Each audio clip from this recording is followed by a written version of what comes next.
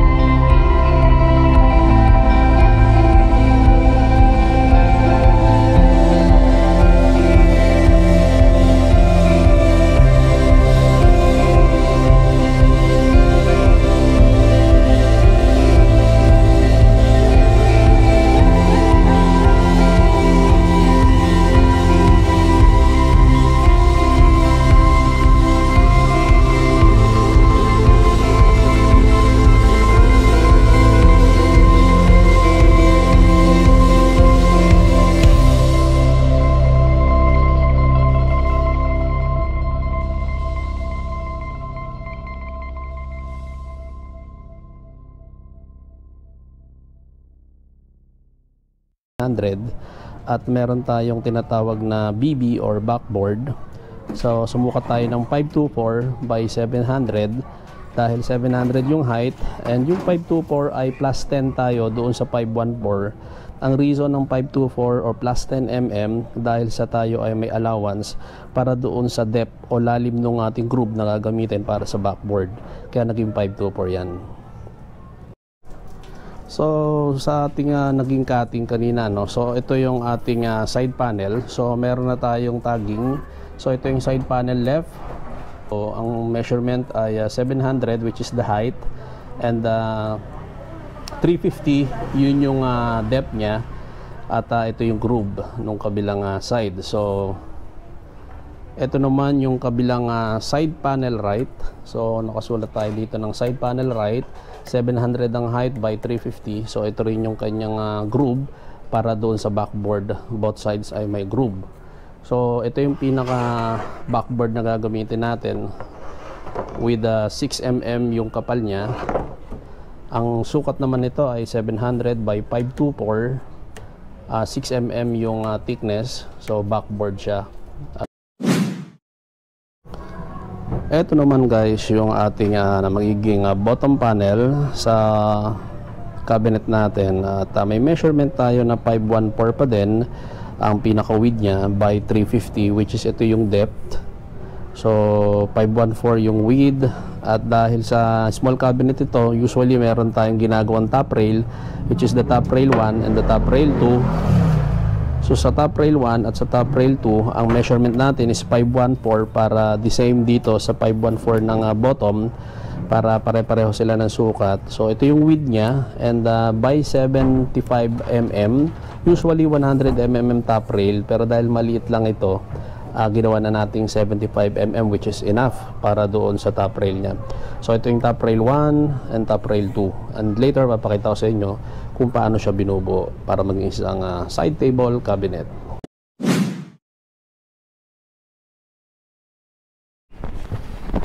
So ito guys ang gagamitin natin para sa edging process. So yung mga edges niyan ay kailangan lagyan na natin ng edge band para maging malinis yung edging or edge portion ng ating mga board. So gamit tayo ng contact cement or adhesive at meron tayong edge band cutter, meron tayong regular na cutter at ito yung ating edge band na white para doon sa mga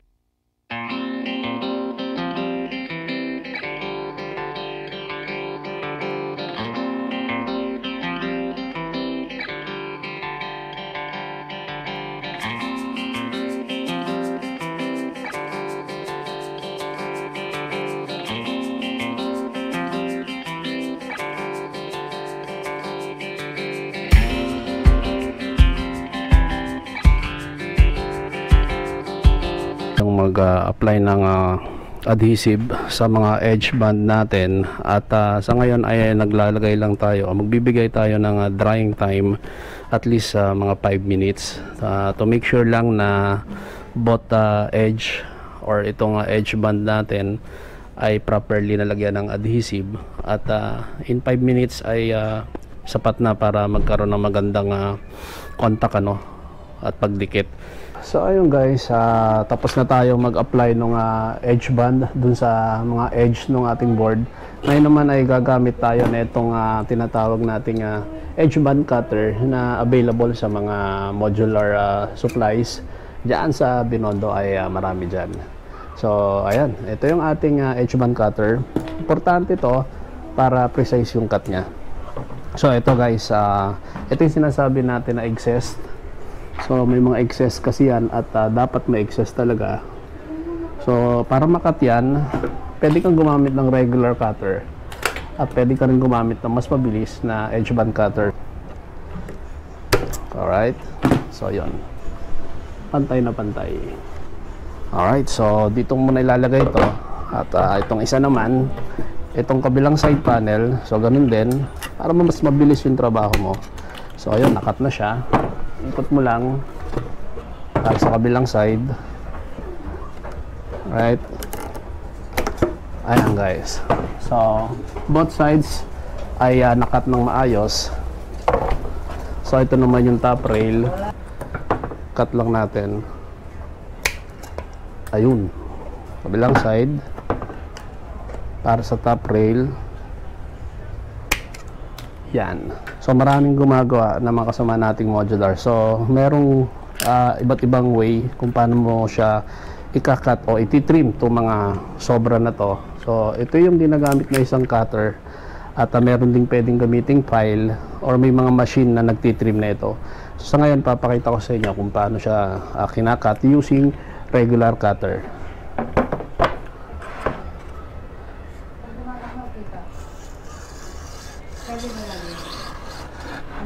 Ayan. So ayan guys, so nakat natin using regular cutter at ito naging curly. Ito na yung naging excess na edge band. So sa ngayon ay nakat na siya pero hindi pa siya talagang makinis or pulido yung pagkakagawa dahil kailangan mo pang itrim to mga edge na to dahil ito ay medyo magaspang pa. So ayun guys, ito yung mga natapos natin na edging. So ito yung top rail. So ganito na siya kalinis ngayon. So ito yung mga boards na side panel, left side panel, right side panel, and bottom tsaka itong top rail ay tapos na nating malagyan ng edging. So ready na siya for fabrication, ready na siya assemblein. So ayun guys, stay tuned dahil papakita ko sa inyo kung paano siya mabuo. Ayun guys, so papakita ko sa inyo kung paano siya assemblein. So ito yung top rail, ito yung pinaka bottom. Okay, so ito yung dalawang side panel na left and right. So pareha siyang merong groove. So may groove for backboard and groove for backboard, 6mm 6mm. So assemblein natin.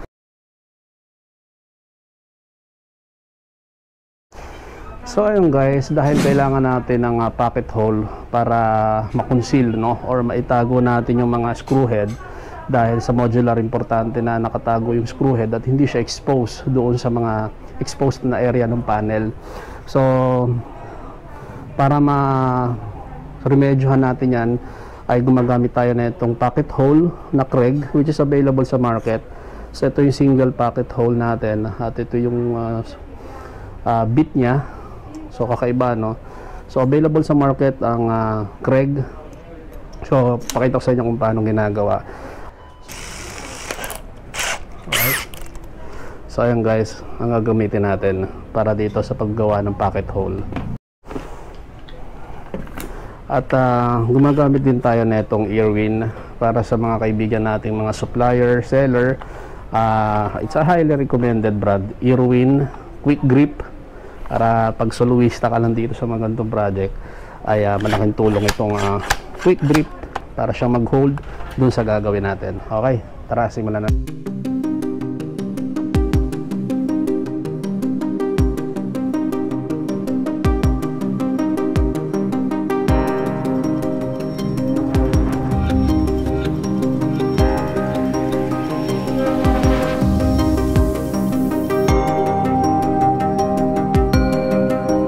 So ayun guys, as a standard, gumagamit tayo ng baseboard, no? Every time bumubuo ka ng mga base cabinet, whether wardrobe man yan, kitchen cabinet base, or any cabinet like ito, side table cabinet, ay ayan, gumagamit tayo ng baseboard. So iseset natin ng usually, ang standard dyan ay 100 mm or 10 cm. So seset natin ng 10 cm or 100 mm itong ating skwala o square, no? So as reference natin. At ngayon ay lalagyan natin ng marking, since ito yung pinaka bottom nya. So ito yung pinaka bottom nya, so magma-mark tayo rito. Lalagyan mo yan ng guhit as your, so ito yung guhit natin. So ito yung pinaka bottom ng sa floor, at ito yung guhit natin na 10 cm or 100 mm. Diyan natin ilalagay yung bottom panel. Ang purpose nito guys ay para sa baseboard. Usually ay ang ginagamit ay 100 mm para sa baseboard. So yun yung purpose natin. So ayan guys, ito yung bottom panel na may pocket hole. So ito na yung pinaka bottom, yun yung side panel, at ginamitan nga natin na itong Kreg corner clamp. So ito yung setup nya pagka naka corner clamp na, at ito yung ginuhitan natin para doon sa baseboard nya na 100 mm, kaya yan may space na ganon. So this time ay magtuturok na tayo gamit ang drill natin at yung ating 2 pirasong black screw. So this time ay itong black screw at saka itong ating impact drill. So malaking tulong yung corner clamp pag wala kang alalay. So siya na yung magiging support mo. So right.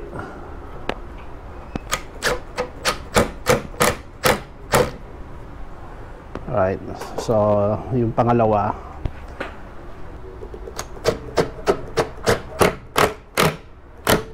alright. So ayun guys, naisalpak na natin itong bottom. Naka black screw na siya, pocket hole, approve tayo dyan, at pwede na natin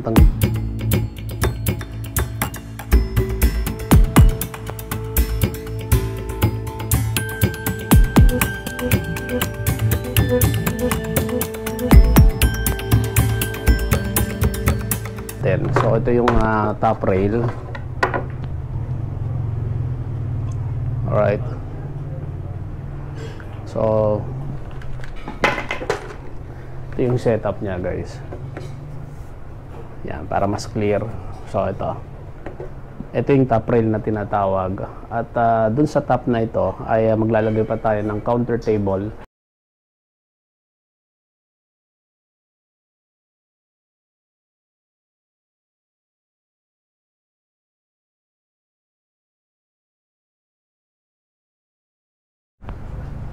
So ayun guys, gumamit tayo ng clamp. So ito yung mga tool na kakailanganin mo kapag wala kang kasama o alalay sa mga ganitong kaliliit na DIY project. So ayun guys, ito yung double face natin, kabilaan na side ay naka melamine white na matte. So ito yung sinukat natin kanina. So ito yung backboard, 6mm yung thickness at 700 by 24. So tingnan natin kung papasok siya at insert natin doon sa likodan na itong side table cabinet natin.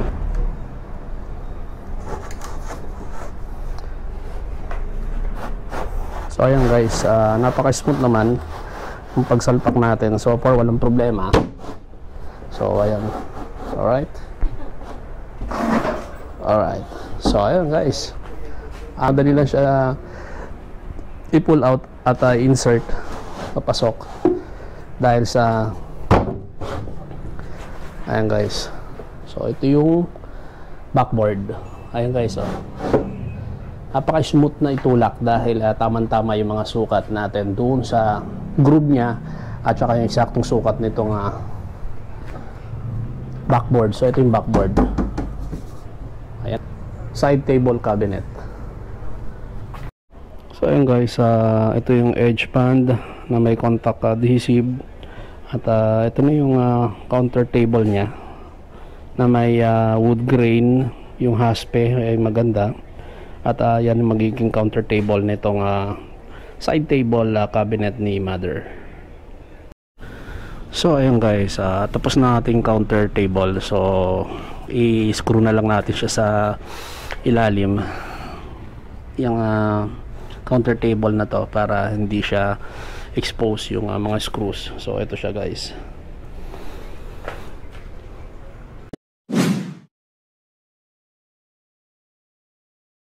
So ayun guys, ito yung ating finished product ng side table cabinet na ni-request ni mother. At ito yung pinaka-itsura niya sa side view. At ito naman ang itsura niya sa kabilang side at sa top view. So ang ginawa namin at ang request ni mother ay open shelf lang siya. So optional siya para lagyan ng mga doors ito. 2 swing doors ay optional, pwedeng gawan, depende sa gusto ng kliyente or nagpapagawa. Dahil sa ito ang request ni mother na open lang para kita niya yung gamit niya pag nilagay. So ayun guys, at sinundan natin ang gusto ni mother. So ayun guys, ito si mother, si Inay Lucy, at siyang nag-request na gawin natin itong kanyang side table cabinet. So ayun Nay, anong masasabi mo sa ni-request mong side table cabinet?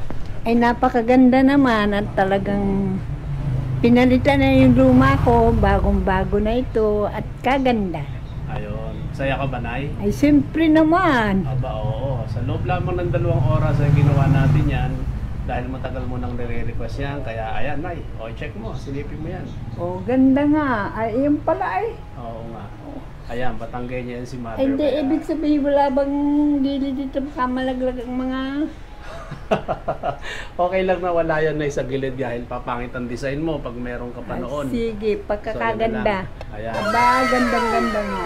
Ayan, batiin mo muna ang ating mga subscriber na Ay, binabati ko ang mga lahat ng nanonood sa akin. Salamat sa Diyos at puti ng buhok. Ayun, so thank you. At ito si Nanay, ang isang tanyag na mananahe sa lugar namin. Kaya ay lang, bungi na, walang ngipin.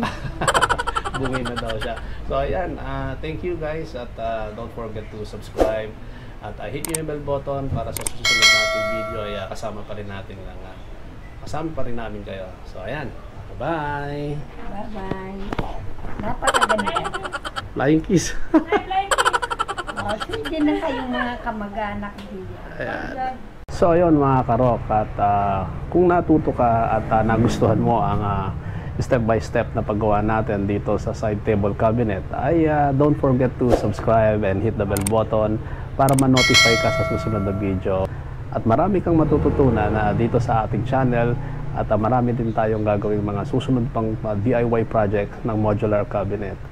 Please comment down below kung meron kayong mga suggestions, comments, and mga request na gusto nyong gawin. Ay stay tuned guys, at God bless everyone. Magpabakuna ka, at bye.